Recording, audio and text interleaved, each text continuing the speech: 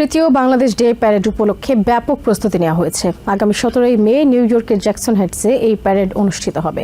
কুইন্সে meet the প্রেসের আয়োজনে বিস্তারিত তুলে ধরা হয়। 120টি বেসরকারি সংগঠনের অংশগ্রহণে এবারের প্যারেডে ব্যয় ধরা হয়েছে $88,000। বর্ণাঢ্য এই আয়োজনে নিউ ইয়র্কের সর্বোচ্চ কর্মকর্তাদের অংশগ্রহণের বিষয়ে আশা প্রকাশ করেন আয়োজকরা। নিউ ইয়র্ক সহ সারা দেশে বাংলাদেশি কমিউনিটির বৃহত্তম আয়োজন এই বাংলাদেশ ডে প্যারেড। গেল 2 বছর ধরে নিউ ইয়র্কের জ্যাকসন হাইটসে অনুষ্ঠিত হয়ে আসছে এই জমকালো আয়োজন। এরই রেশ ধরে এবারের আয়োজনে বাড়ছে পরিসর, বাড়ছে বিভিন্ন সংগঠনের সংশ্লিষ্টতা, যেখানে যোগ দেওয়ার জন্য নিউ ইয়র্কের মেয়র, গভর্নর, স্টেট সেনেটর সহ অনেককেই আমন্ত্রণ জানানো হয়েছে বলে জানান আয়োজক কমিটি। মেয়রের উপরে গভর্নর আসার সম্ভাবনা, এবং তাদের উপরে গভর্নর তো সেনেটর চাক শুমার অফিস থেকে কথা বলছে, জিলি ব্র্যান্ড আসতে পারবে না, বিদেশি কটা ইভেন্ট ইন ডিসি এই পর্যায়ে আছে। আর এই পর্যন্ত 11 জন ইলেক্টেড অফিসিয়াল কনফার্ম করেছে 12 জনের মতো। আমেরিকার বিভিন্ন স্টেটে বেশ কয়েকজন Bangladeshi American state senator, assemblyman রয়েছেন। এছাড়া বিজ্ঞানী সহ বড় বড় প্রতিষ্ঠানে কাজ করছেন অনেকেই। তাদেরকে এই প্যারেডে আমন্ত্রণ জানানোর বিষয়ে টিভি24 নিউজ নেটওয়ার্কের প্রশ্নের জবাবে নিজেদের সীমাবদ্ধতা স্বীকার করেন আয়োজক কমিটি এবং গণমাধ্যমের সহায়তা কামনা করেন। নিউ ইয়র্কের বাইরে কিন্তু অনেক বাংলাদেশি আমেরিকান, তারা স্টেট সিনেটর আছেন, আমাদের অ্যাসেম্বলিম্যান আছেন, তারপর সিটি কাউন্সিলম্যান আছেন। এদেরকে আমরা দেওয়া দিতে দিব, এবং আপনার যদি কোনো নাম থাকে, কোনো ইউনিভার্সিটি ডিগ্রি, কোনো সায়েন্টিস্ট, তাহলে আমাদেরকে সাহায্য করবেন। 2-1 মিসিং হইতে পারে, কারণ আমাদের কাছে ওইরকম ডাটাবেসটা নাই। আপনাদের ডাটাবেস থাকে শরীফুল সাহেব, আমাদেরকে শেয়ার করবেন, কারণ ঘরে ঘরে খোঁজা কারোর পক্ষে সম্ভব না। ডাটাবেস থাকলে আমরা definitely will follow your advice. তবে বাংলাদেশ কমিউনিটির বৃহত্তম অনুষ্ঠান হলেও সব বাংলাদেশি আমেরিকানকে এক সুতোয় গাঁথতে পারছেন না। কমিউনিটির বৃহত্তম সংগঠন বাংলাদেশ সোসাইটি সহ প্রথমবারের আয়োজক ওয়ার্ল্ড হিউম্যান রাইটস এর প্রেসিডেন্ট শাহ শহীদুল হক, কিন্তু এবার তাদের একসাথে কাজ না করার বিষয়টিও তুলে ধরা হয়। যদি কোনো ব্যক্তি এই প্যারেডে অংশগ্রহণ না করেন, তা আমি মনে করব তার দায়িত্ব তো সে পালন করতেছে না। এই প্যারেডটা তো কারো ব্যক্তিগত নয়, এটা আমাকে সমগ্র বাংলাদেশিদের। আয়োজনকে সফল করতে বিভিন্ন বেসরকারি সংগঠনকে এক ছাদের নিচে নিয়ে আসা সহ বিভিন্ন উদ্যোগের কথা জানান তারা। প্যারেডটা করতেছি, এটার মধ্যে স্বতঃস্ফূর্ততা একটা প্রচুর দেখা যাচ্ছে, যেহেতু আমরা 2টা ইভেন্ট অলরেডি করছি। আজকে থেকে আপনারা জানতে পারছেন যে আমরা একটা বড় সড়ো কমিটি হয়েছে, এবং এখন থেকে আসলে আমাদের ইনভাইটেশন সব জায়গায় শুরু হয়ে গেছে। আগামী 17 মে সকাল 9টা থেকে দুপুর 2টা পর্যন্ত জ্যাকসন হাইটসের 37th অ্যাভিনিউয়ে 69 স্ট্রিট থেকে 87 স্ট্রিট পর্যন্ত হবে এই প্যারেড। নিউ ইয়র্ক সিটির রাস্তায় ভিন্ন দৃশ্যের জন্ম দিল এবারের TD5 বড় বাইক ট্যুর।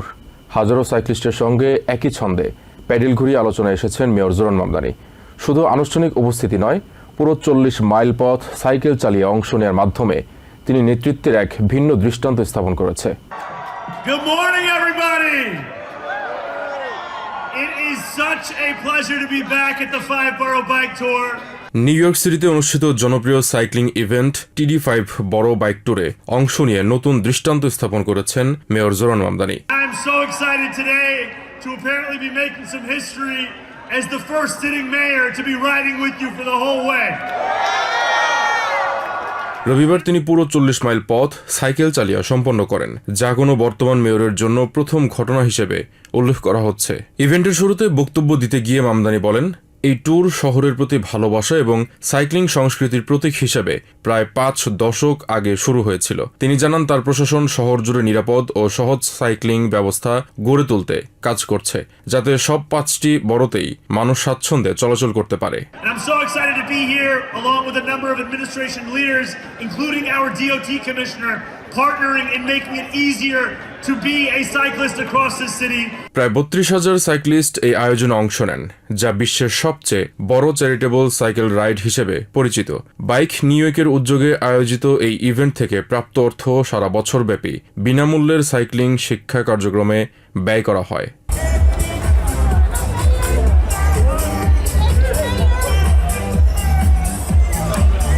এই আয়োজনে বিশেষ আকর্ষণ ছিলেন ইটালিয়ান ডিজে বেনি বেনাসি।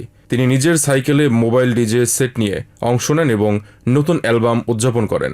বিশ্বজুড়ে শহরগুলো নিয়ে এখন ধীরে ধীরে এমনভাবে পরিকল্পনা করা হচ্ছে যাতে মানুষ স্বল্প দূরত্বে হেঁটে বা সাইকেল চালিয়ে দৈনন্দিন প্রয়োজন মেটাতে পারে।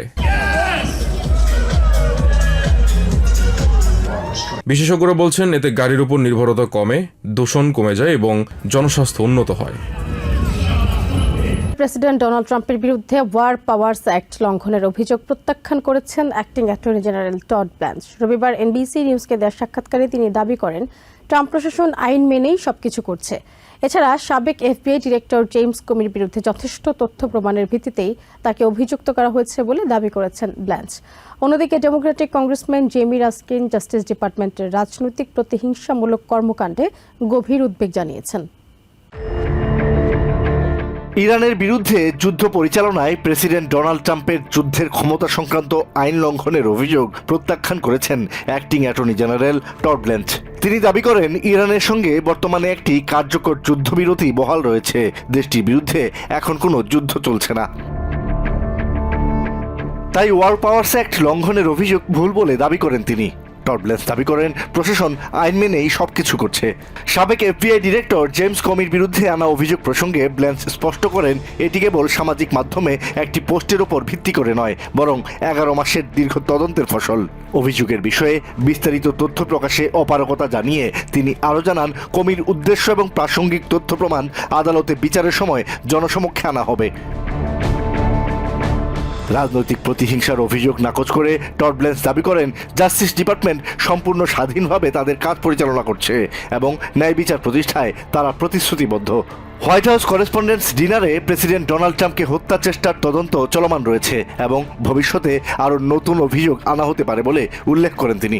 এছাড়া ভোটিং রাইটস অ্যাক্ট নিয়ে সুপ্রিম কোর্টের সিদ্ধান্তকে স্বাগত জানান অ্যাক্টিং অ্যাটর্নি জেনারেল। পাশাপাশি অবাধ ও সুষ্ঠু নির্বাচনের জন্য ভোটার আইডি কার্ডের প্রয়োজনীয়তার উপর গুরুত্ব আরোপ করেন তিনি। সবশেষে স্থায়ীভাবে অ্যাটর্নি জেনারেল হওয়ার বিষয়ে ব্ল্যাঞ্চ জানান প্রেসিডেন্ট ট্রাম্প তাকে যে দায়িত্ব দেবেন তা নিষ্ঠার সঙ্গে পালনের জন্য তিনি প্রস্তুত। তবে Democratic congressman Jamie Ruskin Trump প্রশাসনের অধীনে ডিওজের কার্যক্রমে রাজনৈতিক প্রতিহিংসার প্রভাব নিয়ে গভীর উদ্বেগ প্রকাশ করেছেন। তিনি বলেন ট্রাম্পের ব্যক্তিগত শত্রুতার কারণে কমির মতো ব্যক্তিদের বিরুদ্ধে হাস্যকর ও ভিত্তিহীন মামলা করা আইনের শাসনের পরিপন্থী। সাবেক অ্যাটর্নি জেনারেল এরিক হোল্ডার ডিওজের বর্তমান কর্মকাণ্ডকে রাশিয়ার প্রেসিডেন্ট ভ্লাদিমির পুতিন বা হাঙ্গেরির প্রধানমন্ত্রী ভিক্টর অরবানের শাসনের সাথে তুলনা করে এটিকে গণতন্ত্রের জন্য বিপজ্জনক বলে অভিহিত করেন।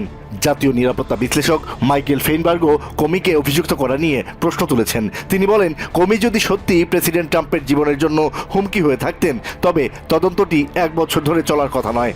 তার মতে টড ব্ল্যাঞ্চ সম্ভবত স্থায়ীভাবে অ্যাটর্নি জেনারেল হওয়ার আশায় এ ধরনের পদক্ষেপ নিচ্ছেন। ইরানের তেল খাতে বড় ধরনের চাপ তৈরি হয়েছে বলে দাবি করেছেন ট্রেজারি সেক্রেটারি স্কট বেসেন্ট। তার মতে খুব শিগগিরই ইরান কিছু তেলকূপ বন্ধ করতে বাধ্য হতে পারে। একই সময়ে হোয়াইট হাউসের ন্যাশনাল ইকোনমিক কাউন্সিলের ডিরেক্টর কেভিন হ্যাসেট সতর্ক করেন জ্বালানি ধাক্কার প্রভাব আগামী 3 থেকে 6 মাস পর্যন্ত এয়ারলাইন খাতের মুনাফায় নেতিবাচক প্রভাব ফেলতে পারে। ইরান যুদ্ধ শুরুর পর থেকে বিশ্বব্যাপী বাড়তে শুরু করেছে সব ধরনের জ্বালানির দাম। দেশের বাজারে প্রতিদিনই বাড়ছে গ্যাসোলিনের দাম। রবিবার গ্যাসোলিনের দাম বেড়ে গড় $4.45 হয়েছে। এমন পরিস্থিতিতেও আশার কথা শুনিয়েছেন ট্রেজারি সেক্রেটারি স্কট বেসেন্ট। রবিবার ফক্স নিউজকে দেয়া এক সাক্ষাৎকারে তিনি বলেন শীঘ্রই তেলের দাম কমে আসবে। স্কট বেসেন্ট বলেন ইরানের তেল অবকাঠামো ভেঙে পড়েছে। ইরান শিগগিরই কূপ বন্ধ করতে বাধ্য হবে বলেও মনে করেন তিনি। শত শত ট্যাঙ্কার উপসাগরে অপেক্ষা করছে উল্লেখ করে তিনি বলেন সামনের দিনগুলোয় জ্বালানির দাম কমে আসবে বলেই মনে করেন তিনি। ইরানের বিরুদ্ধে পরিচালিত অপারেশন ইকোনমিক ফিউরির একেবারে শেষ পর্যায়ে অবস্থান করছে উল্লেখ করে বেসেন্ট বলেন ইরান তাদের সেনাদের বেতন দিতে পারছে না। White House National Economic Council director Kevin Hassett মনে করেন গ্যাসোলিনের দাম বাড়লেও দেশের মানুষের প্রকৃত আয় বেড়েছে। এ সময় 53 মিলিয়ন মানুষ গড়ে $3,600 ট্যাক্স রিফান্ড পেয়েছেন উল্লেখ করে তিনি বলেন টিপস, ওভারটাইম, সামাজিক নিরাপত্তার উপর কর না থাকা বড় সুবিধা। ইরানের সাথে আমেরিকা এখনো চাপ প্রয়োগের যুদ্ধে অবস্থান করছে বলে উল্লেখ করেন হ্যাসেট। তিনি বলেন, ইরান প্রচন্ড চাপে রয়েছে। তারা হরমুজ প্রণালী বন্ধ করে দিয়েছিল, সেখানে মাইন বসানোর হুমকি দিয়েছে, ফলে মানবিক সাহায্যের জাহাজও যেতে পারছে না। ইরানের অর্থনীতি ধ্বংসের মুখে, হাইপার ইনফ্লেশন ও খাদ্য সংকটও দেখা দিয়েছে। এদিকে ট্রান্সপোর্টেশন সেক্রেটারি শন ডাফি বলেন, জ্বালানি খাতে আধিপত্য প্রত্যাশা করেন প্রেসিডেন্ট ট্রাম্প। তিনি বলেন, সামরিকভাবে ইরানে আমেরিকা সফল হয়েছে, এখন হরমুজ প্রণালী নিরাপদ করার কাজ করা হচ্ছে উল্লেখ করে তিনি বলেন, প্রণালী খুললেই সরবরাহ বাড়বে এবং দাম কমবে বলেও মনে করেন তিনি। নিউ ইয়র্ক থেকে সম্প্রচারিত TVN 24 টেলিভিশন বিশ্বজুড়ে বাঙালির কণ্ঠস্বর।